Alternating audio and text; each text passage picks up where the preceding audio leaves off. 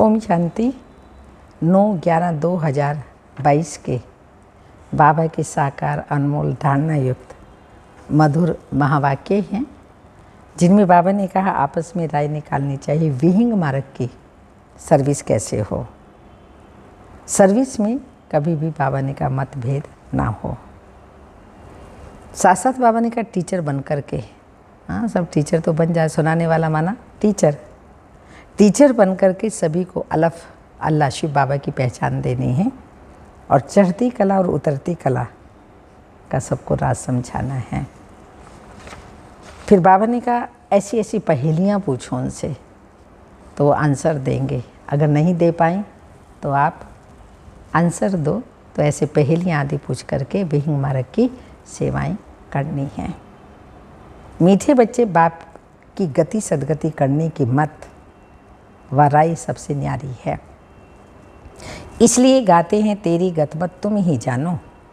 वह स्वयं अपनी मत देते हैं, खुद खुदा आकर के अपनी श्रीमत हम बच्चों को वर्तमान समय दे रहे हैं। क्वेश्चन, ब्रह्मा कुमार कुमारी कहलाने के अधिकारी कौन, उनका स्वभाव कैसा होगा? आंसर, जो बाप समान मीठे और प्यारे हैं, जो कभी मतभेद में नहीं आते, वही ब्रह्मा कुमार कुमारी कहलाने के अधिकारी हैं। परिभाषा सुनी, ब्रह्मा कुमार कुमारी कौन कहला सकते हैं? बीके का स्वभाव बहुत बहुत मीठा होना चाहिए, अंदर जरा भी कड़वापन अथवा देही अभिमान ना हो। गीत ओम नमो शिवाय। ओम शांति। सब सेंटर्स के नूरे रत्नों को बेहद का बाप समझा रहे हैं। सेंटर्स वाले बच्चे समझेंगे और सुन सकेंगे कि बाप क्या समझाते हैं। देखो इस दुनिया में हर एक को हर एक के लिए नफ़रत है। सारी दुनिया नफ़रत वालों की है ना। औरों को, गोरों को कालों से नफ़रत, समझते हैं हमारे गांव से निकल जाएं, इतनी नफ़रत आती है। इसमें धर्म वाले सब एक दो से लड़ते और झगड़ते रहते हैं। यह है ही रावण का राज्य, उनका अब अंत है। मनुष्य तो जानते ही नहीं, पुकारते रहते हैं हे पतित पावन, दुख हरता सुख करता लिबरेटर आओ। दुख तो सबको है ही, बुद्धि भी कहती है इनको हैमिन तो नहीं कहेंगे। स्वर्ग ही सबको याद आता है तो जरूर अभी नरक है। नई दुनिया थी जरूर, फिर वह शांति के सागर, शांति के बाद सुख की दुनिया आएगी जरूर। थी शांति की दुनिया, स्वर्ग सुख देने की दुनिया, बाबा ने कहा स्वर्ग था फिर आएगा। वहाँ इस दुख का नाम निशान नहीं होगा। अभी फिर सुख शांति का नाम निशान नहीं है। 5000 वर्ष पहले सुख धाम था, बाकी सब आत्माएं कहाँ पर थी? शांति धाम में रहती थी। यह भी तुम अब समझते हो, जबकि तुमको परम पिता परमात्मा ने समझाया है। कहते भी हैं शल तुमको ईश्वर समझ देवे। ऐसे नहीं कहेंगे ब्रह्मा विष्णु शंकर अच्छी मत दें, ईश्वर का ही नाम लेते हैं तो जरूर है कोई। इस समय ईश्वर ने ही मत दी होगी और साकार में ही आकर दी होगी। लिखा हुआ है श्रीमद् भगवानो वाच्य, सिर्फ नाम कृष्ण का डाल दिया। वास्तव में है निराकार भगवान की मत। तो जरूर नई दुनिया स्थापन हुई होगी। भगवान ने तो सारी दुनिया में फेरा नहीं लगाया होगा, ना सारी दुनिया आ सकती है, ना भगवान सबके पास जा सकता है, ना सब परमात्मा के सन्मुख हो सकते हैं। कितने ढेर मनुष्य हैं। कोई बड़ा आदमी आता है, उनको भी कोई सब थोड़ी देख सकेंगे। इतनी सब आत्माओं को बाप आकर गति सदगति देते हैं। शांति धाम सुख धाम अलग अलग है। सुख धाम में अशांति नहीं होती, दुख धाम में फिर शांति नहीं होती। ये सब बातें बाप समझाते हैं जो कोई शास्त्र में नहीं होंगी। भगवान को कहा जाता है नॉलेजफुल। वो सब कुछ जानते हैं। उनकी गति व सदगति की मत सबसे न्यारी है। गाते भी हैं, हे प्रभु तुमरी गतमत तुम ही जानो। जब तुम बताओ तब ही हम जाने। शिव बाबा आकर के बताते हैं, अपनी गति सदगति की श्रीमत देते हैं, तब ही हम जानते हैं और उनकी श्रीमत पर चलते हैं। तो ज़रूर उनको आना पड़े ना, नहीं तो सदगति कैसे दे। सर्व का सदगति दाता और सर्व का बाप वह है। सब आपस में भाई भाई हैं, ना कि बाप बाप हैं। सर्वव्यापी कह देते हैं ना, तो सब बाप बाप हो गए। पर हम सब आत्मा रूप में भाई भाई हैं और बाप एक ही परमात्मा है। ये समझ की बात है। परंतु आसुरी मत ने जो सुनाया वह मान लिया। सब आसुरी मत के अधीन हैं। तुम्हारे पास अब कितनी रोशनी है। ये लक्ष्मी नारायण जो इतनी ऊंच सदगति को पाए हुए हैं, उन्हों में भी यह नॉलेज नहीं रहती, तो उनसे भी ऊंच हो गए ना, देवताओं से ब्राह्मण। त्रिकालदर्शी बाप हैं, उन पर उनके द्वारा ये राज्य भाग्य पाया। बाप किन्हों को आकर त्रिकालदर्शी बनाते हैं? जरूर बच्चों को ही बनाएंगे, और बच्चों में भी सगे बच्चों को सिखाएंगे, फिर उन द्वारा और सीखेंगे। तो बाप का बच्चा ब्रह्मा और ब्रह्मा के बच्चे तो ब्राह्मण हैं। विष्णु व शंकर के बच्चे नहीं कहा जाता। गायन है प्रजापिता ब्रह्मा, तो ये ब्रह्मा भी पिता और शिव भी पिता। पर प्रजापिता अलौकिक पिता और शिव बाबा परलौकिक पिता, दोनों बाप ठहरे। जरूर ब्रह्मा द्वारा ही सृष्टि रचेंगे। गायन भी है ब्रह्मा द्वारा ब्राह्मणों की स्थापना। अनेक धर्म मनुष्यों के हैं तो एक धर्म भी अनेक धर्म मनुष्यों के हैं तो एक धर्म भी मनुष्यों का था। कहाँ पर? सतयुग में। मनुष्यों की बात है, जानवरों की बात तो हो ना सके। बाबा ने समझाया, पहला प्रश्न पूछो, पतित पावन कौन? परमपिता परमात्मा या गंगा जल? एक फैसला करो। फिर इतने मेले आदि पर जो भटकते हैं उनसे छूट जाएंगे। कहते हैं पतित पावन, तो बुद्धि ऊपर चली जाती है। पतित पावनी गंगा कहने से फिर बुद्धि पानी की तरफ चली जाती है। ज्ञान अमृत नाम सुना है तो गंगा जल को अमृत समझते हैं। तो सबसे मुख्य प्रश्न यह है, पतित पावन शिव परमात्मा है या गंगा जमुना आदि? बाबा युक्तियाँ बहुत बताते हैं, परंतु किसी को याद भी पड़े ना। बच्चे लिखते हैं, बहुत प्रभावित हुआ, परंतु बुद्धि में बैठा कुछ भी नहीं। सिर्फ इतना समझते हैं, ब्रह्मा कुमारियाँ अच्छा रास्ता बताती हैं, घर गए खलास। इसलिए प्रदर्शनी में जब आते हैं तो एक एक बात पर अच्छी तरह समझाकर लिखाना चाहिए। सैकड़ों आते हैं, कोई की बुद्धि में एक बात भी नहीं ठहरती। बाबा के पास ऐसा समाचार नहीं आता कि इन मुख्य बातों पर भाषण किया। ये स्कूल है, टीचर पूछता है तो स्टूडेंट को जवाब देना पड़ता है। तुम टीचर होकर पूछेंगे तो जवाब देंगे, बच्चे बहुत खुश होते हैं। तुम बच्चे उतरती कला और चढ़ती कला पर भी समझाते हो। कोई मुक्ति में गए, कोई जीवन मुक्ति में गए, सबका भला हो गया, सबकी चढ़ती कला हो गई। बच्चे जाते हैं मुक्ति धाम से फिर जीवन मुक्ति में, और बाकी सब आत्माएं मुक्ति में चली जाती हैं और वो चाहते भी मुक्ति हैं। तो बाबा ने कहा कोई मुक्ति में गया, कोई जीवन मुक्ति में, सबका भला हो गया। अब फिर उन सतो प्रधान सतयुगी वालों को तमो प्रधानता में नीचे जरूर आना है। तो यह भी दिखाना पड़े, द्वापर से उतरती कला होती है, चढ़ती कला, उतरती कला का भी स्लाइड्स है। परंतु बच्चे समझते नहीं। हर एक बात पूछनी चाहिए, ये पढ़ाई है, टीचर होकर बैठना चाहिए। बाकी भाषण किया, स्टेज सेक्रेटरी बना, ये तो कॉमन बात है।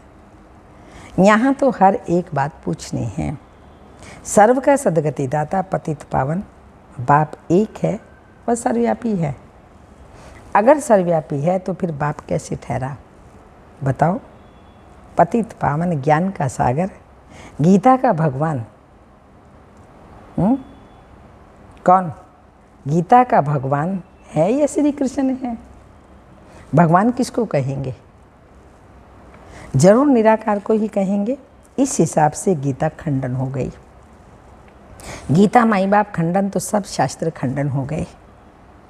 तुम सिद्ध कर बताओ कि सारी दुनिया झूठी है, सब पत्थर बुद्धि हैं। पारस बुद्धि होते ही हैं सतयुग में, पत्थर बुद्धि है तब तो बाबा आकर पारस बुद्धि बनाते हैं। जो पारस बुद्धि थे वही आकर पत्थर बुद्धि बनते हैं। जबकि सृष्टि का भी अंत है, तो बीच के टाइम में हम कह नहीं सकते कि तुच्छ बुद्धि व तमो प्रधान, पिछाड़ी में सब तमो प्रधान बनते हैं। क्रिश्चियन धर्म आया तो ऐसे नहीं कहेंगे तमोगुणी थे। आत्मा कोई भी परमधाम से आती है तो वो सतोगुणी ही होती है। नहीं, उनको भी सतो रजो तमो में पास करना है। ये संसार का नियम है। हर व्यक्ति और वस्तु 4 स्टेजेस को क्रॉस करता है। सतो प्रधान, सतो सामान्य, रजो प्रधान और तमो प्रधान। इस समय सारा झाड़ जर्जरीभूत अवस्था को पाया हुआ है। इनका विनाश होना है। इस पर अच्छी रीति भाषण करना है। ऐसे नहीं जो आया सो बोल दिया। बड़े अक्षरों में ये पहेली लगा दो। जो सब पढ़ें कि गीता का भगवान पुनर्जन्म रहित परम पिता परमात्मा है या श्री कृष्ण। भगवान ने ही गीता रची और पतितों को पावन बनाया। याद भी उनको करते हैं। अब कृष्ण की आत्मा भी पावन बन रही है, इस बात को उठाते ही नहीं। 5 विकारों के डायलॉग बहुत करते हैं। विहिंग मार्ग की सर्विस करनी चाहिए। अपनी को अक्लमंद बहुत समझते हैं, परंतु ख्याल करना चाहिए कि अक्लमंद कैसे हो सकते हैं। अभी तो बच्चे हैं, कच्चे हैं। हर एक मर्चेंट, हर एक धर्म वाले को तुम्हें अलग अलग निमंत्रण देना है। रामकृष्ण वालों का बड़ा मठ है, हरिजन की भी एसोसिएशन है। उनके जो मुख्य हैं उनको निमंत्रण देकर बुलाना चाहिए। ऐसे काम करने वाले कोई हैं जो इसमें लगे रहें। आपस में राय करनी चाहिए। बाप श्रीमत देते हैं, मुख्य प्रोब की बात उठानी है। तुम माताओं को अच्छी तरह ललकार करनी है। कमज़ोर नहीं बनना चाहिए, लेकिन कई ब्राह्मणों की भी आपस में नहीं बनती हैं। मतभेद के कारण आपस में बात भी नहीं करते। देह अभिमानी बहुत है। राम राज्य में जाने के लिए तो लायक बनना पड़े ना। यह है ईश्वरीय राज्य। इसमें आसुरी स्वभाव वाले रह न सकें,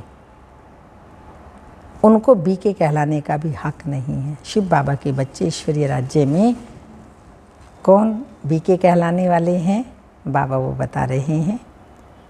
बाप कितना मीठा है, प्यारा है, तो बाप समान बनना चाहिए। कोई कोई बच्चे कितने कड़वे बन पड़ते हैं। बाप कहते हैं ये तो जंगली कांटे हैं। तो एक एक बात पर अच्छी तरह पूछकर फिर लिखाना चाहिए। पतित पावन परमात्मा या गंगा, सर्व का सदगति दाता परमपिता परमात्मा या पानी की गंगा। बाबा ने कहा ना आज ये पहेलियाँ पूछनी चाहिए, ऐसे चित्र बनाने चाहिए। प्रोजेक्टर में भी पहेलियाँ आ सकती हैं। अब जज करो गीता का भगवान कौन। बाप तो डायरेक्शन देते हैं। पहली मूल बात सिद्ध करो। अलप को जाना तो सब कुछ जान जाएंगे। बीज को जानने से झाड़ को जान जाएंगे। तुम बच्चों को बहुत मेहनत करनी है। सिर्फ कहते हैं बीके बहुत अच्छी सर्विस कर रही हैं। मनुष्यों को लाभ लेना चाहिए ना, अच्छी चीज़ है तो लाभ लेना चाहिए। आता एक भी नहीं है। अच्छा, मीठे मीठे सिक्की लदे बच्चों प्रति माता पिता बाप दादा का याद प्यार। Good morning, diamond morning. रूहानी बाप की रूहानी बच्चों को नमस्ते। हम रूहानी बच्चों की रूहानी माता पिता बाप दादा को याद प्यार। Good morning, diamond morning. ओम नमस्ते। मातेश्वरी जी के अनमोल महावाक्य हैं। ओम रटो माना ओम जपो। जिस समय हम ओम शब्द कहते हैं तो ओम कहने का मतलब नहीं है कि ओम शब्द का उच्चारण करना है।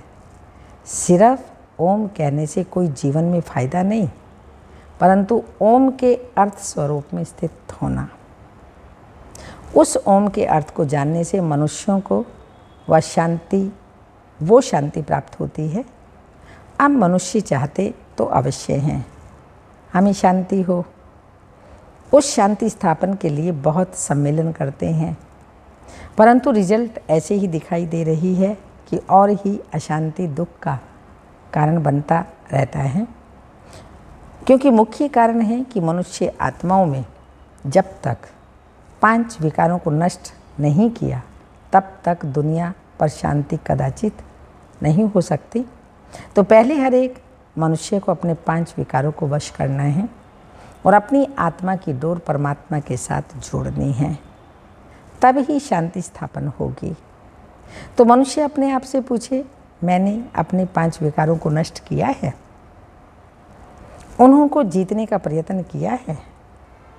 अगर कोई पूछे हम अपने 5 विकारों को वश कैसे करें, तो उन्हों को ये तरीका बताया जाता है कि पहले उन्हों को ज्ञान और योग का वासधूप लगाओ और साथ में परम पिता परमात्मा के महावाक्य हैं, मेरे साथ बुद्धि योग लगाए, मेरे से बल को लेकर मुझ सर्वशक्तिमान प्रभु को याद करने से विकार हटते जाएंगे। शक्ति चाहिए ना सर्वशक्तिमान से 5 विकारों को खत्म करने की।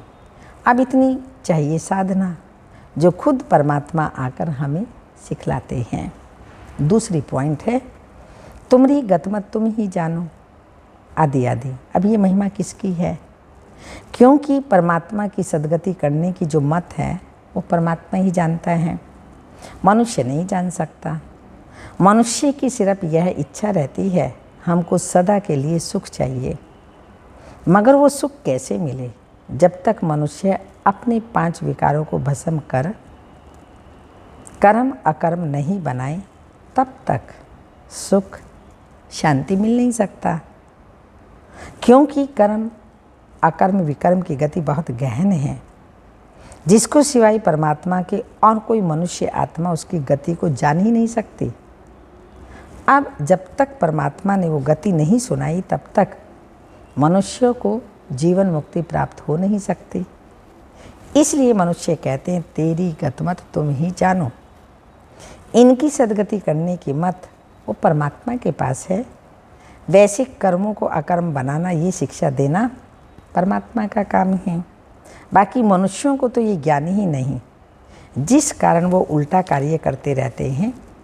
अब मनुष्य का पहला फर्ज है अपने कर्मों को सुधारना, तभी ही मनुष्य जीवन में लाभ उठा सकता है।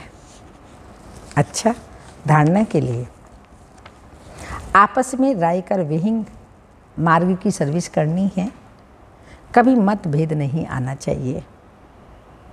सेकंड पॉइंट, टीचर बन सभी को अलग की पहचान देनी है।